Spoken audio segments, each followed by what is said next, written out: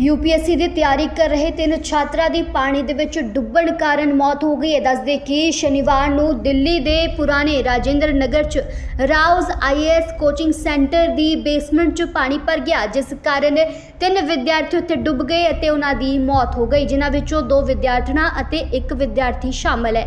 ਇੱਥੇ ਹਾਲਾਤ ਇੰਨੇ ਖਰਾਬ ਹੋ ਗਏ ਕਿ ਗੋਤਾਖੋਰਾਂ ਨੂੰ ਬੁਲਾਇਆ ਗਿਆ, ਹਾਲਾਂਕਿ ਉਹ ਵੀ ਸਮੇਂ ਸਿਰ ਇਹਨਾਂ ਵਿਦਿਆਰਥੀਆਂ ਨੂੰ ਬਾਹਰ ਕੱਢਣ ਵਿੱਚ ਅਸਫਲ ਰਹੇ ਅਤੇ ਉਹਨਾਂ ਦੀਆਂ ਲਾਸ਼ਾਂ ਇੱਕ ਕਰਕੇ ਬਾਹਰੋਂ ਮਿਲੀਆਂ।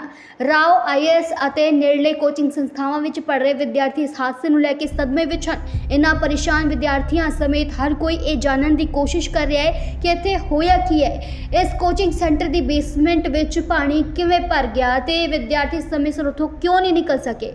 ਦੱਸਦੇ ਕਿ ਕਈ ਗੁੱਸੇ 'ਚ ਆਏ ਵਿਦਿਆਰਥੀ ਅਤੇ ਮਾਪੇ ਇਸ ਕੋਚਿੰਗ ਸੈਂਟਰ ਖਿਲਾਫ ਕਾਰਵਾਈ ਦੀ ਮੰਗ ਕਰ ਰਹੇ ਨੇ। ਇਹਨਾਂ ਗੁੱਸੇ ਵਿੱਚ ਆਏ ਲੋਕਾਂ ਨੂੰ ਕਾਬੂ ਵਿੱਚ ਰੱਖਣ ਲਈ ਭਾਰੀ ਪੁਲਿਸ ਫੋਰਸ ਵੀ ਤੈਨਾਤ ਕੀਤੀ ਗਈ ਅਤੇ ਬੈਰੀਕੇਡਿੰਗ ਵੀ ਕੀਤੀ ਗਈ। ਦੱਸਦੇ ਕਿ ਇਹਨਾਂ ਵਿੱਚੋਂ ਇੱਕ ਵਿਦਿਆਰਥੀ ਨੇ ਦੱਸਿਆ ਕਿ ਇੱਥੇ ਤੇਜ਼ ਮੀਂਹ ਪੈ ਰਿਹਾ ਸੀ ਅਤੇ ਸੜਕਾਂ ਪਾਣੀ ਨਾਲ ਭਰੀਆਂ ਹੋਈਆਂ ਸਨ। ਕਲਾਸ ਖਤਮ ਹੋਣ ਤੋਂ ਬਾਅਦ ਕੁਝ ਲੋਕ ਸੈਂਟਰ ਵਿੱਚ ਫਸ ਗਏ ਸਨ। ਇੱਕ ਹੋਰ ਵਿਦਿਆਰਥੀ ਨੇ ਦੱਸਿਆ ਕਿ ਰਾਓ ਕੋਚਿੰਗ ਸੈਂਟਰ ਦੀ ਲਾਇਬ੍ਰੇਰੀ ਬੇਸਮੈਂਟ ਵਿੱਚ ਹੈ, ਅਜਿਹੇ 'ਚ ਉੱਥੇ ਪਾਣੀ ਤੇਜ਼ੀ ਨਾਲ ਦਾਖਲ ਹੋ ਗਿਆ ਤੇ ਕਈ ਵਿਦਿਆਰਥੀ ਉੱਤੇ ਫਸ ਗਏ। ਵਿਦਿਆਰਥੀਆਂ ਦਾ ਕਹਿਣਾ ਹੈ ਕਿ ਕੋਚਿੰਗ ਸੈਂਟਰ ਤੋਂ ਐਂਟਰੀ ਐਗਜ਼ਿਟ ਰਿਕਾਰਡ ਕਰਨ ਲਈ ਗੇਟ ਤੇ ਬਾਇਓਮੈਟ੍ਰਿਕ ਸਿਸਟਮ ਲਗਾਇਆ ਗਿਆ ਸੀ, ਅਜਿਹੇ 'ਚ ਪਾਣੀ ਭਰਨ ਕਾਰਨ ਫੇਲ ਹੋ ਗਿਆ ਅਤੇ ਵਿਦਿਆਰਥੀ ਅੰਦਰ ਹੀ ਫਸ ਗਏ। ਕੁਝ ਲੋਕ ਕਹਿ ਰਹੇ ਨੇ ਕਿ ਪਾਣੀ 'ਚ ਫਸੇ ਇਹਨਾਂ ਵਿਦਿਆਰਥੀਆਂ ਦੀ ਮੌਤ ਬਿਜਲੀ ਦਾ ਕਰੰਟ ਲੱਗਣ ਕਾਰਨ ਹੋਈ ਹੈ।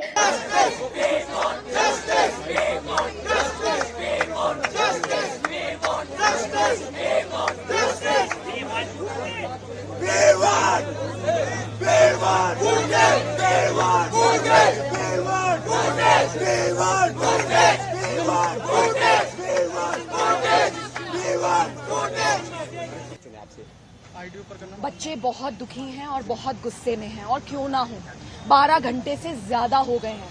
अभी तक ना तो दिल्ली सरकार का कोई मंत्री आया है, ना ही एमसीडी की मेयर आई है, कोई अधिकारी नहीं आया है, इन बच्चों को अपने हाल पे छोड़ा हुआ है। मैं ये मानती हूँ कि ये जो मौत हुई है ये कोई डिजास्टर नहीं है, ये सीधे सीधे मर्डर है।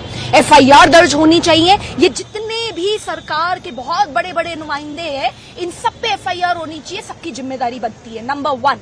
नंबर 2, ये बच्चे देश के अलग अलग कोनों से यूपीएससी की तैयारी करने दिल्ली आते हैं, बहुत बड़े बड़े सपने लेकर आते हैं। इनके माँ बाप कैसे कैसे कर कर इन्हें दिल्ली भेजते हैं, और उसके बाद इन बच्चों की इतनी दर्दनाक मौत होगी और कोई एक्शन नहीं लिया जाएगा। सबसे जरूरी है ये जितने भी बच्चे मरे हैं, अभी तो पता ही नहीं चल पा रहा कि 3 मरे हैं या ज्यादा मरे हैं, जितने बच्चे मरे हैं उन सबके घर में जाकर 1 करोड़ की कॉम्पनसेशन इंडिविजुअली देनी चाहिए। और तीसरी बात, ये जो मंत्री और मेयर ने तो भी कुछ दिन पहले बोला था कि मॉनसून आने वाला है, दिल्ली वाले एंजॉय कीजिए, ये एंजॉयमेंट है। ये जितने भी लोग हैं इन्हें यहाँ आना चाहिए, मंत्री को तुरंत आना चाहिए, मेयर को तुरंत आना चाहिए, इन बच्चों का गुस्सा झेलना चाहिए और इनसे माफी मांगनी चाहिए। ऐसे दिल्ली नहीं चलेगी, दिल्ली देश की राजधानी है। I am going to raise this very important issue in the parliament. सरकार ने जांच के आदेश दिए, 24 घंटे में रिपोर्ट तलब की है, उसको लेकर क्या कहना है आपका? जांच तो बहुत करवाते ही हैं, एक्शन क्या होता है? अरे क्यों नहीं आते यहाँ पे, क्यों नहीं पुलिस से पूछते कि एफआईआर दर्ज हुई या नहीं हुई? अपने ऊपर एफआईआर करवानी चाहिए इन्हें। ये बैठ के एयर कंडीशन कमरों में बार बार प्रेस कॉन्फ्रेंस करते हैं, ऐसे दिखाते हैं दिल्ली बहुत शानदार है। कहाँ से शानदार हो रखी है दिल्ली? आप देखिए गली गली में तो ये इलेक्ट्रिसिटी की लाइनें निकली हुई है। अभी कुछ दिन पहले एक बच्चे को मर्डर हो गया, तो ये कोई तरीका है? ये जांच बिल्कुल बेमानी है, एफआईआर होनी चाहिए, इन सब के ऊपर एक्शन होना चाहिए। और वो काउंसलर कहाँ है? बच्चे बता रहे हैं कि 12 दिन पहले से बार बार काउंसलर को बोला गया था कि ड्रेनेज सिस्टम खराब है, तो उस काउंसलर की बिल्कुल सीधे जवाबदेही नहीं बनती, और उसके जितने भी ऊपर के लोग हैं सबकी जवाबदेही बनती। अभी पानी तो निकल गया है, लेकिन एनफ इज एनफ। दिल्ली के अंदर सिर्फ राजेंद्र नगर नहीं बल्कि बहुत सारे इलाकों में इन कोचिंग इंस्टीट्यूट्स ने, बहुत सारे लोगों ने बेसमेंट्स को पूरी तरह से कमर्शियल एक्टिविटीज़ के लिए यूज़ कर रहे हैं। बच्चों को पढ़ा रहे हैं। जो यहाँ पे बताई जा रही है वो ये है कि वहाँ पे वाटर लॉगिंग होती है, पानी सड़क से निकल रहा था, इनके बेसमेंट में बच्चे पढ़ रहे थे, जो कोई गाड़ी निकली है और वो दरवाज़ा उनका गेट टूटा है जिसके कारण से बेसमेंट में पानी गया है। लेकिन बेसमेंट में बच्चे पढ़ क्यों रहे थे? बेसमेंट में बच्चे क्या कर रहे थे? लाइब्रेरी खोल रखी है, बच्चे पढ़ा रहे हैं, ये टोटल क्रिमिनल एक्टिविटीज़ है। इनके खिलाफ सख्त से सख्त कार्रवाई होनी चाहिए और जो भी ऑफिसर इसमें रिस्पॉन्सिबल है उनके खिलाफ भी सख्त से सख्त कार्रवाई होनी चाहिए। ऐसे तो पूरी दिल्ली बर्बाद हो जाएगी।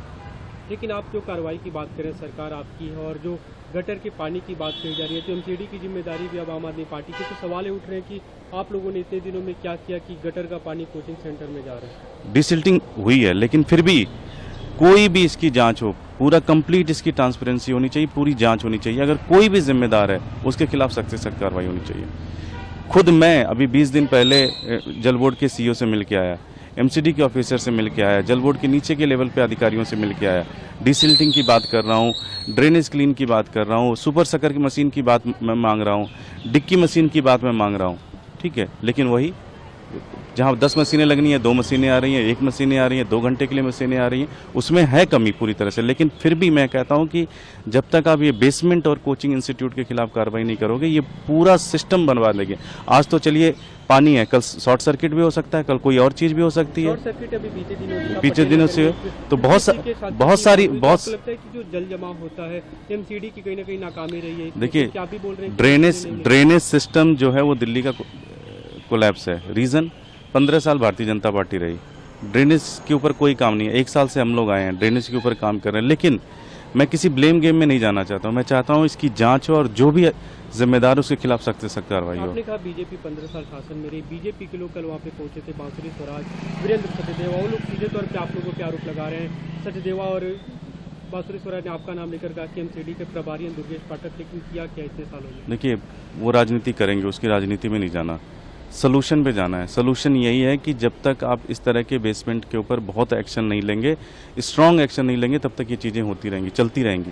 आपको पूरी दिल्ली के अंदर ग्राउंड पे उतरना पड़ेगा, एक एक घर में जाके देखना पड़ेगा। अगर किसी भी बेसमेंट में कोई कमर्शियल एक्टिविटीज़ हो रही है तो उसको बंद कराना पड़ेगा, उसको सील करना पड़ेगा। आपने कहा कि जो जल बोर्ड के अधिकारी वो बात नहीं सुनते हैं, सुपर शकर मशीन आप जो मांग रहे हैं वो नहीं मिल रहा है, तो ऐसे मतलब कब तक चलता रहेगा? कहीं ना कहीं लोग परेशान हो रहे हैं। सख्त से सख्त कार्रवाई होनी चाहिए इनके खिलाफ, सख्त से सख्त कार्रवाई होनी चाहिए। इन्होंने फॉर ग्रांटेड ले रखा है चीज़ों को। मतलब कैसे कार्रवाई होगी? आपको क्या लगता है कि अब क्या कुछ किया जाना चाहिए इस मामले में? डिस्कस करते हैं मिनिस्टर एंड सारे लोगों से, इनके खिलाफ से सख्त कार्रवाई होनी चाहिए। क्योंकि पिछले मैं अभी 20-25 दिन पहले मैं मिल के आया हूँ जल बोर्ड के सीईओ से, एमसीडी के ऑफिसर से मिल के आया हूँ। आप मेरे उसमें फेसबुक पे चले जाइए, ट्विटर पे चले जाइए, मैंने सारी जगह फोटोग्राफ्स डाल के पब्लिक की हुई है। कंप्लीट जब तक ये नहीं होगा तब तक कोई भी, आप समझिए, कई जगहों पे सीवर्स ब्लॉक हैं, कई जगहों पे सीवर टूटी हुई हैं, उनको चेंज करने की ज़रूरत है और कोई एक्शन नहीं ले रही है।